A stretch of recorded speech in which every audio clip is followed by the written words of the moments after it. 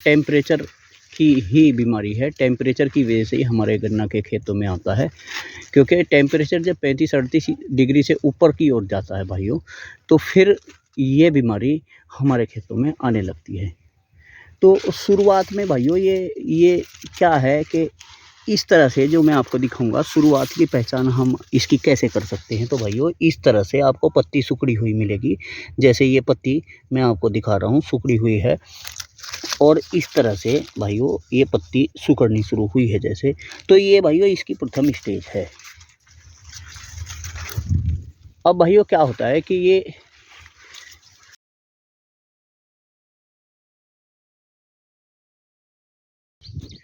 सभी किसान भाइयों को राम राम।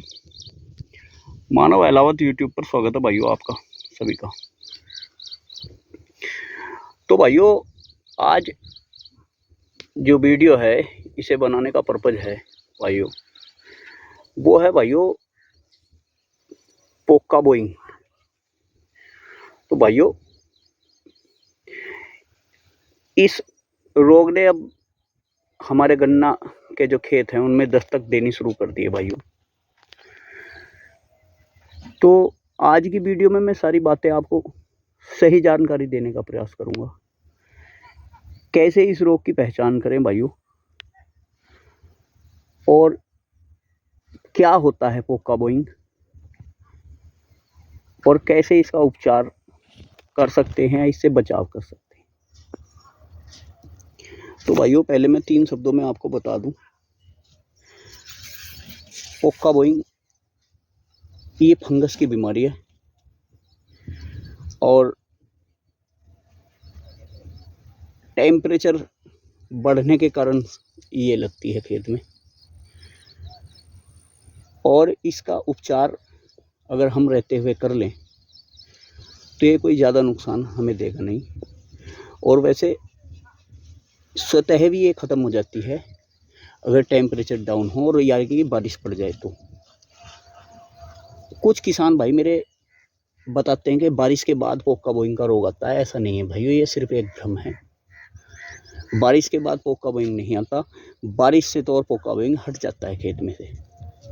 जो लोग आपको ये बता रहे हैं कि पोक्का बोइंग बारिश के बाद आता है, वो लोग गलत हैं। इसका सही इलाज भाइयों बारिश ही है।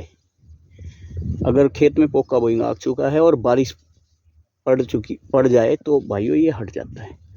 तो भाइयों अब चलते हैं खेत में अंदर, और मैं आपको बताऊंगा इसकी सारी पहचान प्रथम अवस्था में क्या होता है इसमें, और कैसे ये लगता है भाइयों, किस तरह से ये हमारे गन्ने को नुकसान करता है, और हम क्या इसका उपचार कर सकते हैं। तो मेरे भाइयों बात करते हैं हम पोक्का बोइंग के ऊपर। तो भाइयों जब पोक्का बोइंग आता है तो ये सबसे पहले मैं आपको बता दूं, ये टेम्परेचर की ही बीमारी है। टेम्परेचर की वजह से ही हमारे गन्ना के खेतों में आता है, क्योंकि टेम्परेचर जब 35-38 डिग्री से ऊपर की ओर जाता है भाइयों, तो फिर ये बीमारी हमारे खेतों में आने लगती है। तो शुरुआत में भाइयों ये क्या है कि इस तरह से जो मैं आपको दिखाऊंगा, शुरुआत की पहचान हम इसकी कैसे कर सकते हैं। तो भाइयों इस तरह से आपको पत्ती सिकुड़ी हुई मिलेगी, जैसे ये पत्ती मैं आपको दिखा रहा हूँ सिकुड़ी हुई है, और इस तरह से भाइयों ये पत्ती सिकुड़नी शुरू हुई है जैसे। तो ये भाइयों इसकी प्रथम स्टेज है। अब भाइयों क्या होता है कि ये, जैसे कि मैंने पहले भी आपको बताया, ये फंगस की बीमारी है, और जैसे ही टेम्परेचर बढ़ेगा किसान भाइयों, और टेम्परेचर जब ज़्यादा 40 के आसपास पहुंचता है भाइयों, तो किसान भाई क्या करते हैं, अपने खेतों में पानी लगाते हैं या खाद वगैरह लगाते हैं। तो भाइयों और जब पानी का वाष्पीकरण हो करके ऊपर की ओर चढ़ता है पौधे पे, तो आपने देखा होगा इन पत्तियों पे भाइयों, अब तो सूरज से ये हवा भी चल रही है भाई और सूख चुकी है, लेकिन इन पत्तियों पे अक्सर तुमने देखा होगा कि इन पे पानी की बूंदें बनी रहती हैं। और जैसे ही भाइयों सूर्य की किरणें इनके ऊपर पड़ती हैं, तो ये पानी की बूंदें गर्म हो करके नीचे की ओर भागती हैं, जैसे कि यहाँ पर गन्ने की ये गर्दन है, तो हम इसे गन्ने की गर्दन कहते हैं भाइयों। तो जब ये आकर के यहाँ जमा हो जाती हैं भाइयों, और जब तेज़ टेम्परेचर होता है तो ये सूख करके फफूंदी का रोग भाइयों लगा देती हैं। तो इससे क्या है भाइयों कि पोका बोइंग फफूंदी जो रोग है, फफूंदी का जो रोग है पोका बोइंग, वही हमारे खेतों में आता है और हमें बड़ा नुकसान करके जाता है भाइयों। तो इसलिए भाइयों कुछ मेरे किसान भाई बोलते हैं कि बारिश ही इसका सही इलाज है भाइयों। अगर बारिश पड़ जाए तो ये पोका बोइंग हट जाता है। तो अब भाइयों बात करते हैं कि हम इसका कैसे रोकथाम इससे कर सकते हैं। मैं और भी अभी आपको दिखाने वाला हूँ। देखिए मुझे एक अपने खेत में ये पत्ता मिला है भाइयों, ये इस तरह से देख लीजिए आप। मैं काफ़ी देर से देख रहा था भाइयों कि इसमें कुछ मिले, लेकिन ये देख लीजिए आप, इस तरह से सुकड़नी शुरू हो गई भाइयों पत्ती। ये देखिए आप, तो इसमें पोका बोइंग का असर आ चुका है भाइयों और इसमें फंगस लगनी शुरू हो गई है। तो अब हम भाइयों इसका उपचार या इससे रोकथाम अपने खेत में कैसे कर सकते हैं। तो भाइयों मैं आपको बताऊं कि अगर आप इसे आने से पहले ही, जैसे ही टेम्परेचर बढ़े, आप देख लें कि हमारे खेतों में पोका बोइंग की समस्या आ सकती है या ये स्थिति बन रही है जो मैंने अभी आपको दिखाई, पत्ता सुकड़ने वाली।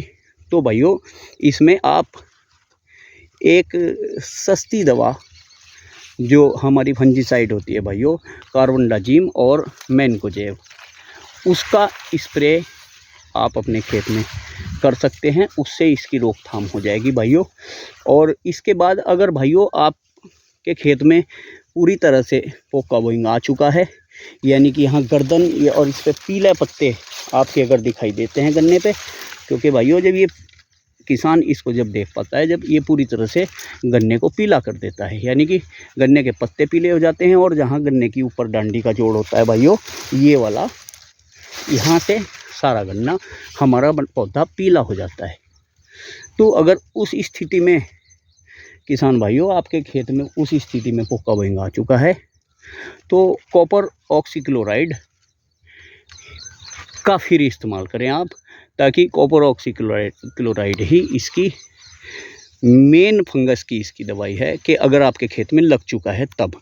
अगर नहीं लगा है भाइयों और इससे बचाव करना चाहते हैं आप, तो फिर कार्बनडाजिम और मैनकोजेब का स्प्रे कर सकते हैं। अगर आपके खेत में ये लग चुका है भाइयों, तो फिर कॉपर ऑक्सीराइड का इस्तेमाल या टेबुकोनाजोल और प्लस सल्फ़र के आता है एक, मैंने देखा है टैबूपर के नाम से एक दवाई आती है भाइयों फंजीसाइड, वो टेबुकोनाजोल प्लस सल्फ़र आता है उसमें, आप उसके भी इस्तेमाल कर करके अपने खेत को बचा सकते हैं। तो भाइयों कहने का मतलब ये है कि ये कोई कीड़े से आने वाली कोई ऐसी बीमारी नहीं है, ये सिर्फ फंगस की बीमारी है। इसमें किसी भी कीटनाशक का आप प्रयोग करोगे तो वो कोई भी काम नहीं कर पाएगी।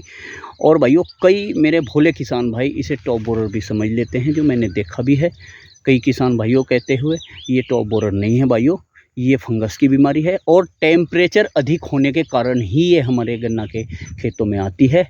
और वैसे तो इसका मुख्य इलाज है भाइयों बारिश। कुछ किसान भाई, जैसे मैंने पहले भी बताया, बारिश से बताते हैं कि ये बारिश के बाद आता है, ऐसा नहीं है, ये सिर्फ एक भ्रम है। ये बारिश से हट जाता है, बारिश ही इसका इलाज है भाइयों। और आप इस पे जो मैंने आपको दवाई बताई है, उस दवाई का आप इस्तेमाल कर सकते हैं, अपने खेत को बचा सकते हैं, बड़ा नुकसान होने से बचा सकते हैं भाइयों अपने खेतों में, क्योंकि ये कभी कभी हमारे खेतों में बड़ा नुकसान भी कर देता है। तो ये थी भाइयों आज की जो वीडियो थी मेरी। कैसी लगी भाइयों आपको?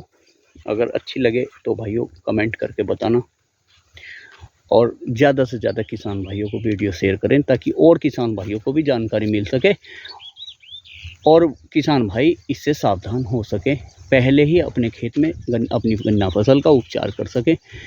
तो भाइयों फिर मिलता हूँ एक नई वीडियो के साथ। सभी भाइयों को राम राम।